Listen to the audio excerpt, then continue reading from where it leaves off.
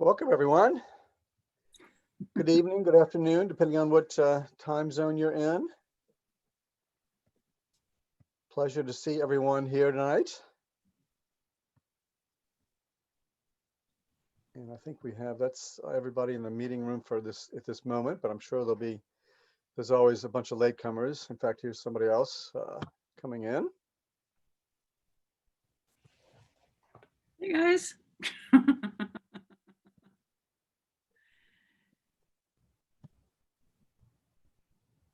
Okay, so anyway, I want to tell everybody good afternoon and welcome to his Garden District Bookshop in our virtual event for Karin Cecile Davidson. And she'll be in conversation today with our local author, one of our favorite authors who lives just blocks from our bookstore and is besides being a great author, is a good customer. So welcome to Morgan Babst. I can't help myself.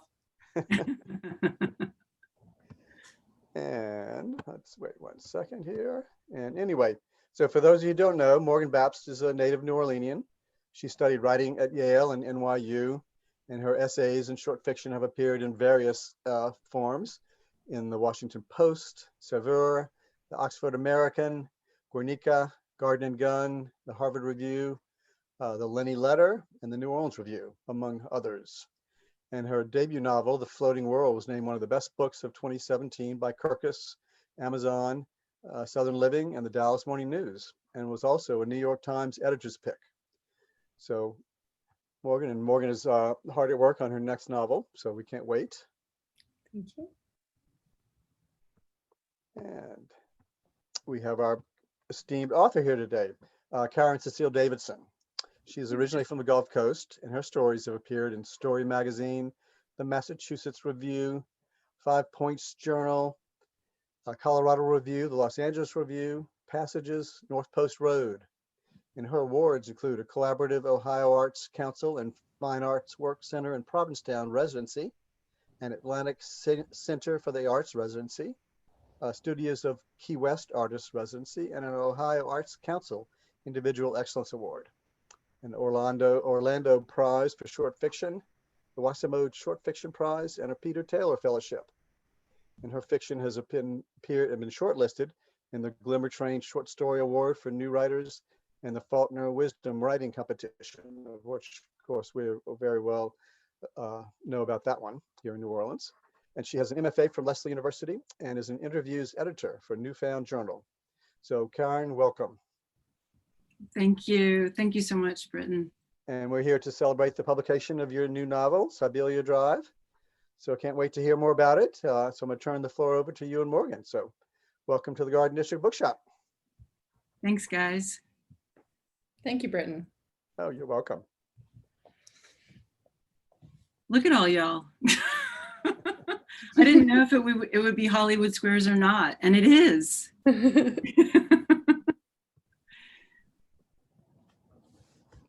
It's wonderful to see so many people here because I know that many of you haven't seen this book or read it yet, and it is such a pleasure. I've been sitting in my hammock outside. I actually hung the hammock on purpose because it goes so well with the book cover and all the palmettos behind it. This book is absolutely as lush as it looks, and I really hope that you all have a chance to seek it out. I think there's a link there in the comments, and get a copy for yourselves after this event. Karin's going to read for us for a little bit, and then we're going to ask questions. I have questions prepared for her, but I hope everybody will chime in and ask questions in the chat as we move forward. I will fit those in where I can, and try to get to everybody and everything before our time is up tonight. Yeah, excuse me, Morgan. I did forget to tell people that if they do have questions, that to type the questions out in the chat room. There's a little chat button on the menu for the Zoom. So if there are people who just type their questions out, then Morgan can ask those during the conversation. So thank you all. Welcome to everybody. Karin, are you ready to read for us? I am. And strangely enough, I chose a chapter that's later in the book to read. For those of you who have already heard the beginning several times, you don't have to experience that again. So this is pretty far into the book. It's a chapter called St. Lucy, which has Lulu and Rainey as teenagers taking off from their little town of Anna Clara in Florida to West Palm Beach to find Ava, Rainey's mother, who has sort of gone off to find a starlet career in the nightclubs and left her daughter behind with Lulu's family, the Blackwoods. So this is when they're about 15, 16. St. Lucie, December 1973. Outside, pine tops, longleaf and loblolly cut across the thin blue horizon, and flat yellow fields fell away from the edges of the road. A Texaco gas station, a fruit stand selling grapefruit the size of babies' heads, a woman standing beside her open mailbox. I pictured how she'd stand there in the cloud of dust we left behind, then snap the metal door shut and lift the red flag to alert the postal truck of outgoing letters. The air inside the bus wavered over each passenger. The sliding windows cracked open here and there. The weather was too warm for the holly and tinsel decorating the street lamps of Christmas Florida, and I wondered if the town looked that way all year round or just the month of December. The whole trip was Rainey's idea, and she was sleeping through it. By the time the lakes and streets of Anna Clara had slipped away behind us, she closed her eyes and pulled her long legs onto the seat and fallen into that other world, the one that left me more tired than rested. Sleep for me was a fitful place where I didn't want to spend much time. For Rainey, though, sleep seemed to untie all the knots in her mind, her expression calm and light, even when the world tipped against her. Her fingers splayed against her thighs, her hair fanned in long pale strands against one cheek and down onto her shoulder. I knew Saul, my brother, was infatuated with Rainey, taking his chances as her on-again, off-again boyfriend. Still, I doubted he would miss her. I'd paid for the bus tickets, one way to West Palm Beach, a place neither of us had ever been, with transfers in Melbourne and St. Lucie, unaccompanied teenage girls. We'd surely be in trouble from both ends, my parents on one and Rainey's mama, Ava, on the other. I pictured how Ava's face would open, puzzled, and then how she'd toss her head and laugh, mystified by the sight of her daughter. And then later, after our visit, she'd wave and throw kisses outside the bus that would take us back home. My mama would throw a fit once we'd returned, and my daddy would stay out of the fray, but wonder why we'd taken off without telling anyone. Saul would lie and say he hadn't even noticed we'd left. But right at that moment, we were in the middle, between two places, without anyone to tell us what to do, surrounded by vacant morning light and the dull vibration of the engine. I nudged Rainey slightly, and she leaned into me. She knew the route to Melbourne. Maybe that's why she slept so easily. Even as we swung onto Highway 1 past Cape Canaveral and Cocoa Beach, she coiled herself tighter, separating herself from the blur of travel, of whatever the end of the ride might give or take away. So there's a little bit of the teenage girls, which were really quite different than when they start out at ages 9 and 10. It's really amazing to watch them grow up, to be transported really through their childhoods in this book. I mean, I found a lot of what you do in this novel, it felt transporting, that I felt like I was back exactly where you wanted us to be. In the 70s, sometimes we go as far as Vietnam or Indochina. And one of the ways that you do that is through this incredible command of imagery and detail. There's an absolutely exquisite section in which Royal, Lulu's father, has come back from war, and he's trying to figure out who he is now, how he can be the man that he expects himself to be. And there's an image of making ice cream on the porch and spilled sugar and rock salt that I could taste it. There's the drag of a little girl's finger down the inside of a car window in the heat. brown bags that snag themselves together when you try to pull them out to get a pound of nails. I'm just wondering how you managed to conjure so much detail from this place far away and long ago. What was your research process like? How did you collect all of this for us? Well, someone asked me recently how I begin writing with anything, whether it's a story or if I'm working on a bigger project.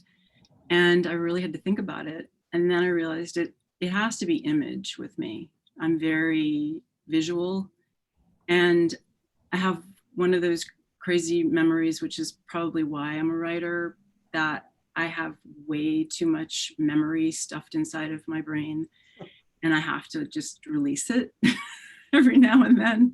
So those details are bits of memory, visual things I've seen in my life. I've experienced smells, tastes, and growing up in places like Central Florida, despite the fact that it was a small town, and in New Orleans, which is very cultural and beautifully rich place to grow up. Those things definitely fed into what came into the novel. And because I am a child of the 60s and 70s, that made it easy to place these characters inside of this world. It was also when I first started writing, it started with Rainey rather than Lulu, which it was a chapter a little bit further in. It was still a child story. And I didn't know that it would become a Vietnam homefront story until later. And I decided that I needed to examine more. Once I had done Rainey's story, I needed to examine more. So I did character sketches of Lulu and Saul, and they became full-fledged stories. And then eventually I realized I was writing a novel.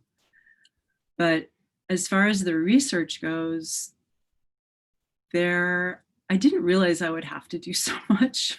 But of course, I'm not a military brat. So I did grow up with a grandfather who'd been in the Navy in World War II. My own father had been in World War II and the resistance in Norway. But this was completely different. This was my own childhood backdrop, which was the Vietnam War.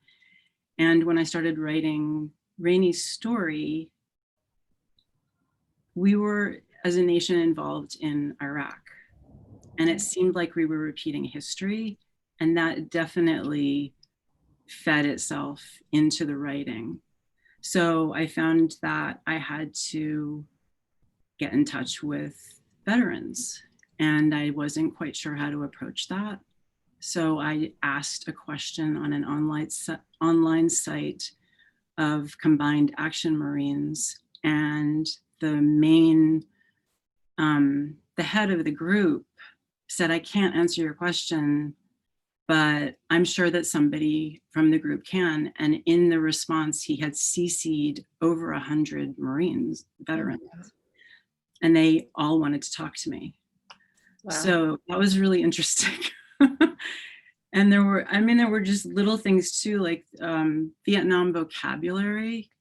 Vietnam War had a very specific vocabulary, and I became almost infatuated with this book called The Vocabulary of the Vietnam War. And that was really important to the character Minnie, because she starts to take on her husband Royal's words that he's sending home in his letters. And then another character who I didn't think I would have to research this, but I actually had to research the anatomy of a canoe for Saul, because he spends so much time in the canoe, and so does Royal later. And did you try to canoe one-handed? I have spent so much time in canoes as a kid, and at camp we had to turn the canoe around and row back and figure out how to get across the lake backwards. Mhm. And then, how to get across the lake without any oars, lots of different things. So, but I sort of went through it in my mind. I didn't have a canoe on hand. So I had to go through, how would this man make his way across the lake? Not to give any spoilers away, he comes back from Vietnam with a profoundly changed.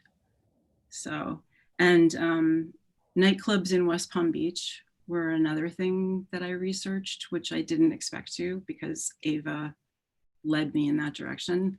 And the blueprint of a 1960s home, because Royal was a carpenter before he went to Vietnam, and he built the house that he and his family live in. So it was, it did lead me into surprising places, but the most surprising was speaking with all of those cat Marines. What an incredible treasure trove for a writer to get all those voices. Yeah, they were amazing. All There those were, lives. they were, it was very illuminating, because I was, as I should have been, I was very much put in my place. This man would not be a lieutenant. He would be a sergeant. Get it straight. He's enlisted. He didn't go to West Point. And so, and then a lot of people in the group said, why are you doing this? So it started out with two little girls. It just sort of led in this direction. Yeah. So, Did they speak to you about their families too? they didn't.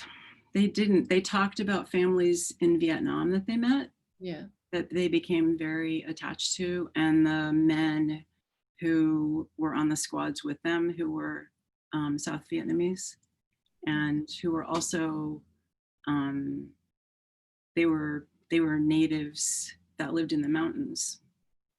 And so different kinds of Vietnamese hamlets that they were assigned to.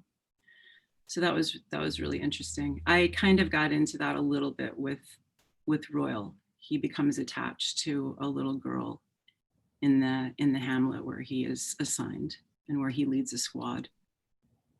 And there's a beautiful small section where you go into the mind of the little girl. Yeah, it was one I felt a little wary of, because that is not my story to tell. And I have deep respect for not appropriating someone else's culture or language. And that with the Vietnamese girl in the story, I felt that it was important to have some voice from before the war, which carries on into the war, but just a little bit, because it's not my story to tell, it's my story to honor. Yeah. And hopefully I did okay with that. It's only about a page and a half. I think that it was probably a necessary rounding, because otherwise we're only getting the story from Royal's point of view. To have her made into an embodied child, I think was really, I think it was beautiful and beautifully done. Thank you. So Brad, who I know is your good friend, Brad Richard, who's a poet here in town, and who was my teacher back at NOCA in the day, is asking about imagery. He says, I know you're a great reader of poetry. Has poetry influenced your prose? And if so, how? Oh, definitely.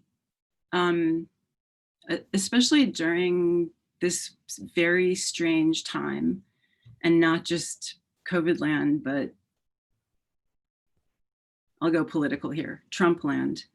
I think that for me, I needed to turn to a kind of expression. And for me, it was poetry that I turned to that would offer solace and some calm to the world, because the world is just too loud and noisy and crazy. And there are situations, as with the Vietnam War, when the protests were going on, where that has certainly come up in the past. So I feel like we're getting reverberations constantly of that kind of thing. But when I was writing the book, I read a lot of Yusuf Komunyakaa, and I read Dian Kadao, I don't know how many times, so many times. And then I read all of his other poetry. And then I met him once because of a group that met together the 5th anniversary of Katrina to read together things that they'd written since. And Brad was there and Yusuf Komunyakaa was there. So I was able to ask him in person, is it okay for me to write this novel? And he said, it's very important that you write this novel, and I'm very glad that you're doing it. So I felt that a poet gave me permission to go forward. And that was 2010, right? The 5th anniversary. So I had been writing for about 3 years at that point toward the novel. But yes, as far as the imagery goes, I am very much, I gravitate toward poetry, especially when I'm writing, because it's easy. It's an easier approach. If I get bogged down by, if I get too excited about a novel and I don't want to put it down, then I'm not going to do my writing. So it's a safe way to avoid that. Stick with the poetry collection. And also, I mean, as Brad says, it's very present in your work, your attention to sound and to image, and the way that images circle back and seep through single images. For instance, the lake that we were discussing before. It feels like this steady center in the middle of this book, it's very multiplicitous. There are, you know, probably, I mean, you probably know, but there are many, many characters in the book, each of whom have their own voice. They're all struggling, I think, to maintain equilibrium in this really difficult time period. But to me, like the lake as a central image for it controlled so many things. It was a place where characters meet, either, you know, children leaping into the water to dive into the depths of the lake from the floating platform in the middle of it. Two characters find each other in the middle of the night there. It seemed almost to me to control the way that time moves in the novel. And I'm not sure if this was intentional, whether it's just the way that I'm reading it, because of the way everything seems so intentional and well handled. But time is so interesting in this book. It works like memory, maybe like the water in a lake. There are eddies in it. Sometimes we move forward in time and then go back again. Sometimes we return to the same scene from a different point of view, or find ourselves trapped in an image. And I was wondering how you thought about the structure of the book in terms of time, in terms of you know, in terms of how those events played out. How did you work that out for yourself? I love your image of time eddying. That's so great. Really. And because it's the 60s and it's a 60s and 70s, and when the kids are young, it's still the 60s and it's still a go out and play era. I mean, we can still say that to our kids in a way, but not quite in the same way as back then. So that was the sort of languorous, slow way that the story goes forward and how it moves backwards, especially when we're dealing with a character like Helene, who is the French expatriate who lives next door, who grew up on a Vietnamese rubber plantation and lives next door now to the Blackwoods. She she is somebody she remains in the past for the most part. She's occasionally in the present, but she's going through parts of her life where she just is re-examining. And with Lulu and Rainey and Saul, it's more forward moving. They're young and they're growing up, and so there's this wonderful forward motion with them. And Minnie seems to sort of float. Minnie is Lulu and Saul's mother. They each have a different father. She was married twice, and she's like a wonderful combination of moving forward, being really constant in the middle and in the present time, and then thinking about her past, but being so impatient with what's going on, what has gone on in her past and what's going on in her present, that she feels this need to fly forward. So I think time really was decided by the characters. Yeah. It depended on which, and there are so many different viewpoints that I went in and out of. Mm-hmm. And I think I gave myself and the reader an uphill climb in a challenge to read the book. But I always appreciate that myself as a reader, so I kind of went with it. And because the novel is told in wartime, the setting is in wartime, and there's so many voices that come forward during that time. I didn't have a choice. I had to place this novel in many different perspectives.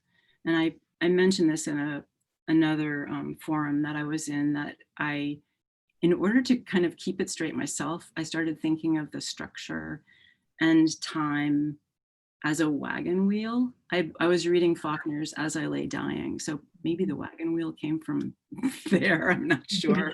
There's a lot of wagon wheels. But the spokes were each character's viewpoint, and then the hub was Florida, and the rim was Vietnam. Mm-hmm. And a wheel turns and moves forward, so the narratives are going forward all together and overlapping and carrying on. So that's a beautiful image, and that must have been really, really helpful. I always end up, making like crazy designs that I pin up on my wall in order to keep track of what I'm doing in terms of structure, because you're right, the characters tell you what they need, and then you have to figure out how to make it readable. But you say that it's a challenge. I mean, it is definitely a book that you need to pay attention to, but I don't think that you've made it difficult in any way. I think that it's an incredibly readable book, actually. And the more deeply I sat with it, the more it felt like memory to me. It's really beautifully done. John Hazlitt is asking, are you influenced by other writers who used the Vietnam War and coming of age during the 60s and 70s, such as Bobby Ann Mason or Jane Ann Phillips? Yes. Yes. I read Bobby Ann Mason when I was young, and her book In Country was certainly in my subconscious when I started writing this. And Tim O'Brien, I actually didn't know about until much later. I think I was in my 40s when I met him, and it was through a class. So I was really grateful for that. And he's a phenomenal writer as far as his pieces about all of his novels and his stories about the Vietnam War. And Jane Ann Phillips, yes, she's great. And there's so many, and I would say, speaking to the structure of the novel, I also was heavily influenced by mostly women writers, which I like Bobby Ann Mason, I read a lot of Louise Erdrich back in the 80s. And later on, I read Jennifer Egan and Elizabeth Strout and Joan Silber. And they all have this interesting way that they approach structure with many different perspectives coming forward. Maybe not as many as me, but and the way that they braid time and character and have the narrative flowing forward that way, I found really fascinating. But so yes, definitely I was influenced as a teenager and a young adult by a lot of writing about the Vietnam War. Yeah. And then later by the Iraq and Afghanistan wars, Phil Clay and Siobhan Fallon and Ryan Turner, speaking of poetry. So absolutely. That's great. Britton asks, do you read your work out loud while you're writing? Which dovetails into the other question that I wanted to ask you, which is, in a book that has so many voices in it, how do you handle keeping all of these voices, these different experiences, separate from one another? I would say, for Britton's question, I don't read out loud right away. I wait until I have something down, I have a complete draft, and then maybe even a second, third draft. And then I will start reading out loud. And especially with this book, I read out loud a lot in order to make those voices very distinct. I had in an early draft, Saul used the word sidearm for a gun, and Saul would not use that word. He would say gun or pistol maybe, but sidearm is more of a military term that maybe Royal would use. So just the kind of language, the way, the diction, the way in which they each spoke. Lulu is sort of run-on sentence kind of. She's just, everything at once. She's very feisty, and Rainey is softer and more. The way she speaks is slower and more careful, and Minnie. She's just sort of a wild card. She was easy to differentiate because she had that whole vocabulary that was stolen from her husband's letters, and she also speaks in acronyms. So there was that too. I think the hardest voices to differentiate that I had to make sure about were Saul. Writing a teenage boy is hard. and maybe Helene. I mean, despite the fact that she's an elderly French woman, I just wanted to get it right. Yeah. So yes, I read aloud, and it was some work. Did you have help from your son in getting into the teenage boy head? Oh, maybe a little bit. Maybe, I mean, I didn't ask him anything. And of course, the music is so different between the 70s and when he was growing up that I was actually very surprised that Saul liked Elton John. But I had a conversation with somebody I went to high school with, and he said, why would you be surprised that he likes Elton John? I liked Elton John. Somebody else who grew up in the 70s. So another boy. But I thought it was a girl thing. Sorry, Elton. I don't think he'd mind. That's funny. I mean, their emotional registers are also just so finely tuned and subtle and different. So many of them are trying to avoid change in the midst of enormous amounts of change, or repress their grief or ignore their grief. it bursts out in all these different ways and acting out in throwing glasses onto the stoop, in raising rabbits.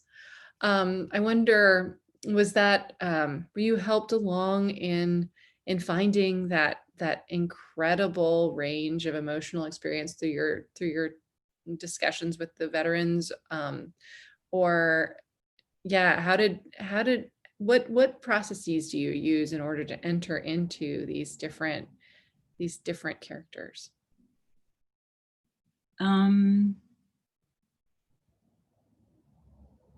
Well, when I was working on Lillian,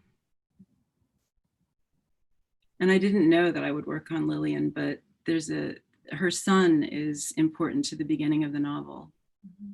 And she lives a little ways away from the Blackwoods, but not too far. Everything's very small. It's all connected around this lake. And I realized that she is somebody who carries grief deep inside her from before we're even beginning this novel. And I won't give any spoilers, but she has some things going on with her that are profound and she's very sad about. And her husband, who works at Rexall Drugs, he's the druggist in town. He provides her with not only alcohol to soothe her soul, but little pills and little envelopes from behind the counter. And so she and he drink, and she takes these little pills, and it's all to calm things down. She's definitely more liberal than her husband. So these are things that I basically found out through putting pen to paper. I allowed the characters to lead me where they wanted to go, and the fact that she is maybe more than any of the other characters so consumed by grief. I think she comes to terms with that by the end of the novel, but I think that's something that will always heavily weigh with her, even beyond the pages. And I have to say that the other characters, Lulu, Rainey, and Saul, the three main characters who were growing up during the novel, they surprised me as well. I didn't know that Rainey would become attached to diving. Like, she had this big thing about diving in the lake, which was something that she had practiced with Lillian Wellbright's son before he left for Vietnam. And I didn't know that Lulu would steal. That was a big surprise. Yeah. And I did not know that Saul would be so sullen and become so attached to Rainey. So I think that in the process of getting the words down on the page, and then you realize, oh, I kind of like these people, I want to hang out with them. Mm-hmm. That they lead the way. They tell you what's going to happen. And there are times where I'll go back to Britton's question, I'll go back and read something out loud and think, I don't remember writing that, but I guess Lulu wanted me to write that down. So there it is. It's such an odd experience, isn't it? It sounds like your process is very similar to mine, where I do everything I can to get myself out of the way so that I can allow whatever it is that is speaking to speak. How do you explain that to yourself? Because it can sometimes feel like you're absolutely losing your mind. At least that's how I feel sometimes. Yeah, exactly. What do you think it is?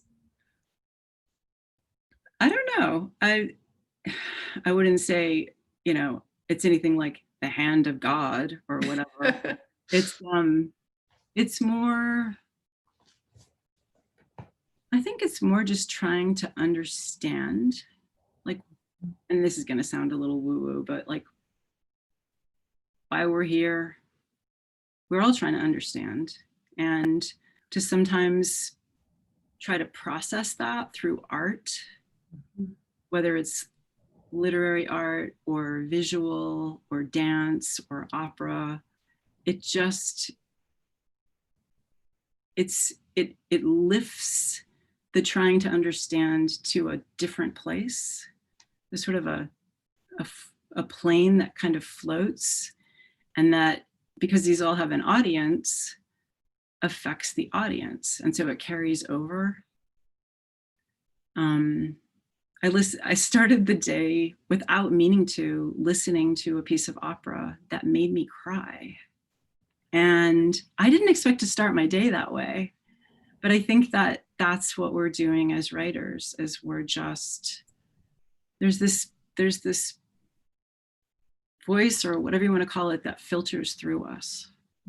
And it's to create an understanding and something that's hard to explain. Yeah. So I think that's a beautiful way to put it. yeah. John Hazlitt is asking that you said that you didn't know something about a character until you put pen to paper. Do you compose by writing on paper, or do you use a computer? I mostly use a computer, which I think is not a good thing. I find that I channel better when I'm handwriting too, but it can be hard to divorce yourself. There's when I'm starting something and I don't know exactly where I'm going, it's better if I write by hand. And when I'm starting a completely new project or working on prompts, if I'm in a class and we have story prompts, I will always write by hand. So, but once I get into a bigger project, I pretty much go to the computer. So it makes sense. Yeah. I've actually heard that there are different neural pathways between typing and writing by hand, and they actually your brain processes those different things differently, and that definitely seems true in terms of process and what you can make do. But obviously it's impossible to write an entire novel just on the backs of credit card receipts, which is sometimes we try to do. I was wondering if you could read to us a little bit more, maybe from Lillian's section. Okay. So this is actually closer to the beginning than what I read before. And I'm choosing a spot that Morgan pointed out earlier when we were talking, and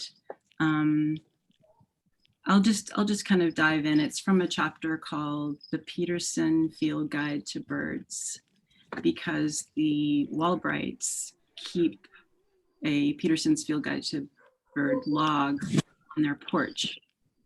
And the son, Alan, is very much involved in recording all of the birds that he sees in there.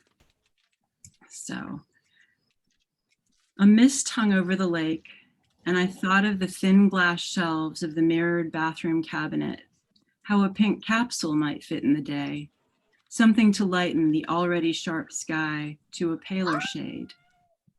I heard a pair of oars, someone sculling, heading across the lake to a different shore, and then a small movement, a slight separation in the low-lying clouds, a lone seagull diving. I considered my own selfishness, and it cut deeply, like the gull before me piercing the surface of the lake. After a few moments, the bird didn't resurface. I understood then that it didn't matter anymore, not what I felt, not what my husband Jack felt. What mattered could be measured in the number of times our lab Lyman had roamed the neighborhood, in the months our son Alan had been gone, and how many more lined up until his return, and in the hours I spent waiting for yet another water bird to record in the log, and lingering over Alan's handwritten entries, his words slanting sideways, each one leading into the next. In the letters, He'd rarely recorded the artillery fire, the helos coming and going, the heat and dust, the rain and mud, the boredom and the chaos. Details that the morning paper and the evening news supplied. Instead, he'd protected us, trying to account for the good rather than the terrible. The letter I'd written the night before was still in the tray on my desk, waiting to be sent. I left my coffee mug on the wooden boards of the dock and ran inside, hoping that I'd added enough postage that the post office wasn't closed for a government holiday. With my wallet and the single-page letter addressed to PFC Alan Bonner Walbright, I searched for the car keys and couldn't find them. So I walked down the drive and down the road past Mr. Callahan and his drenched azaleas, just in time to see Mrs. Lindstrom shut her front door, the sprinklers going around, whipping water across the lawn out into the street. The gray strip of road stretched out ahead. I could hear Callahan calling me. I turned to look back for a second, and a flint of fear, deep and weighted and centered, the very same that I'd once numbed with pills, sent me forward. I gripped the envelope, the San Francisco APO written neatly across its center, and lengthened my stride. I rounded the bend at the Blackwoods where the yard was empty and a group of blighted daisies leaned out from the house. Off Lakeshore Drive, a stiff wind was coming out of the west. Across the intersection, the small post office was empty, other than the lone woman in blue, who stood behind the counter, and the full-length windows reflected the sunshine, which grew brighter and warmer by the minute. A flagpole was centered in front of the building, with palmettos and a swarm of red and orange lilies around it. Long shadows fell across the road, the sidewalk, the path up to the door. The glaring brilliance of the lilies and the flag's moving shadow made me stand still. I didn't look up to see the stars in their block of blue, the 13 bold stripes. Instead, I saw the silhouette, dark, definite, and ribboning in the wind. It moved and changed and promised nothing. It was a ghost, a dark gray memory of movement, of what once truly was. The way Alan ran, laughing. On another morning, the sun behind him and his shadow lengthening, pulling him into places I would never know, mysterious and miserable, and even now, magnified beyond belief. So there's sad Lillian. That image of the flag absolutely devastates me. It's just, I mean, just what a beautiful, beautiful passage. You were telling me when we were speaking yesterday that actually it was kind of a moment of kismet. Yeah, it's true. I, especially now, nobody does this, but I rarely, back when I was drafting the novel, went out. I was always at my desk in my study or someplace present in my home and not at cafes. But in this particular morning, when I drafted that scene, I went to a cafe and got a coffee and a muffin and sat facing out of the cafe. They have this wonderful bar that's raised seats and it looks out onto the street. And I was looking at the less busy street, which had a flag in the business that was flying, and it was a very windy winter day. Ironically, the flag was situated at a funeral home, which I didn't think about until later. But there was something about the shadow on the sidewalk that gave me direction of where to go with Lillian. I didn't know it until then. And I don't think that I knew that I would actually write the flag into the story. It made sense because she is a mother who was very upset with her son enlisting and going to Vietnam, and whereas her husband was of many generations of military men who thought it was the right thing to serve their country. So the flag coming into the end of it does actually make sense. It does. In more ways than one. But yeah, it was a surprise. There seems to have been so many like happy surprises in the writing. How do you revise when you have this wonderful bulk of subconscious stuff and beautiful imagery? How do you handle that? Do you have a lot of readers? Do you use crazy software? What do you do? No crazy software. I had 4 readers in the very beginning. And this is kind of bittersweet. I still, of the 4, there are still 3 that are alive. And the one who was my closest reader died in June, July. I'm sorry, I can't even remember, and it's just ridiculous. But it was really sort of devastating to lose a fellow writer that I had been that close to. I read his novel, he read my novel. My novel was going forward. His novel was absolutely gorgeous. It's set in Sri Lanka. Total, beautiful, beautiful story. And it will never be published because he's not around anymore. But to address your question, Mark Fabiano is that guy's name, that writer's name. Read his stories, look him up, Google him. He's an amazing writer. He was sort of my anchor to she didn't necessarily give me permission to go forward with certain things. He questioned a lot. He never agreed with the fact that many spoke in acronyms and words of war. Mm-hmm. There were, you can listen to your readers only so much, and then you have to make your own decisions. But I had a lot of respect for directions that he led me in that I wouldn't have thought of myself. And that my other readers, Fritz McDonald and Laura Innes Norton and Seth Borgen, helped me with, because they were all different. I think it's not a good idea to have too many readers.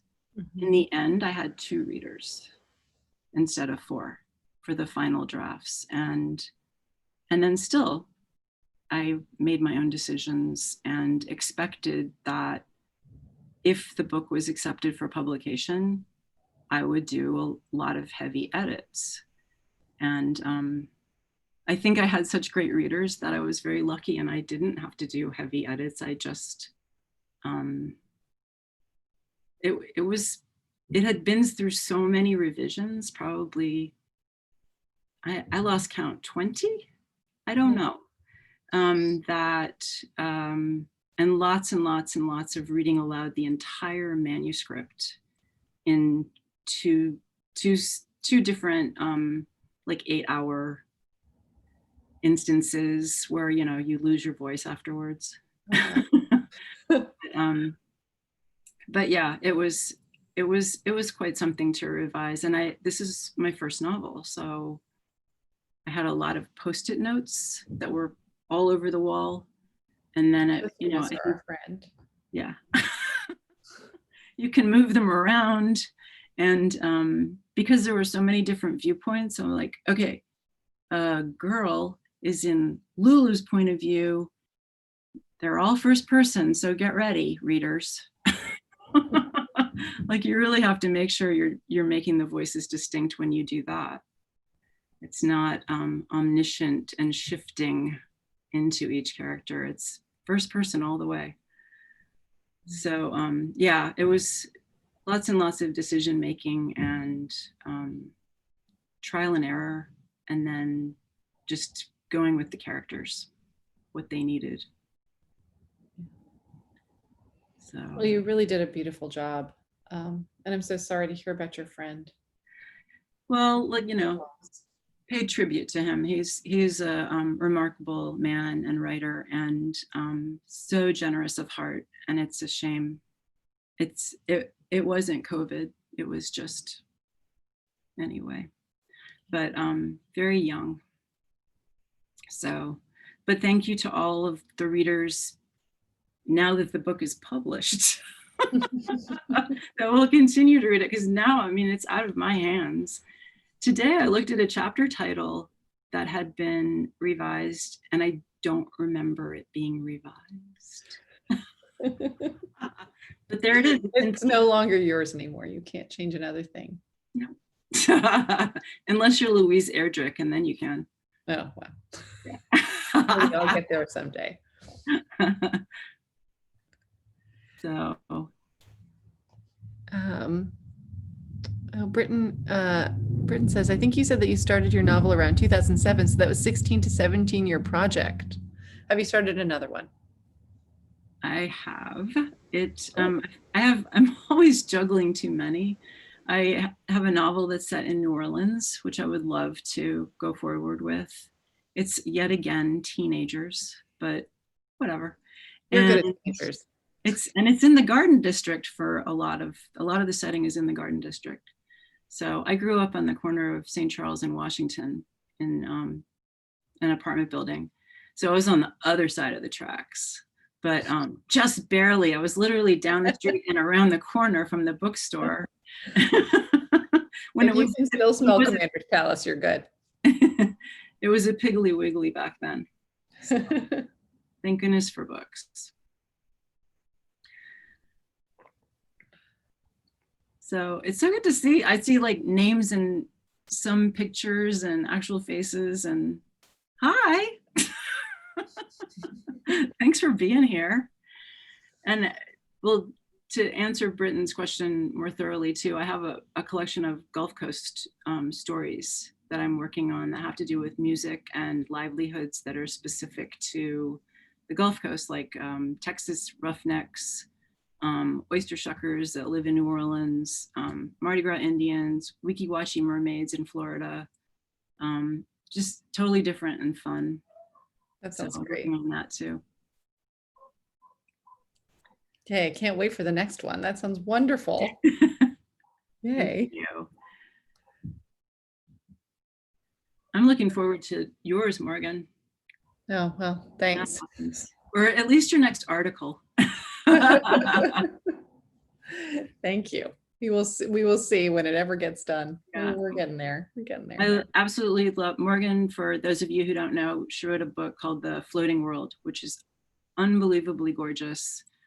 Also has different viewpoints, and just remarkable, just gorgeous, and really, really important. It's a post-Katrina novel, but just barely. Like things have just happened, and you're actually in the middle of the storm for part of the book too. So it's quite something. Absolutely gorgeous prose.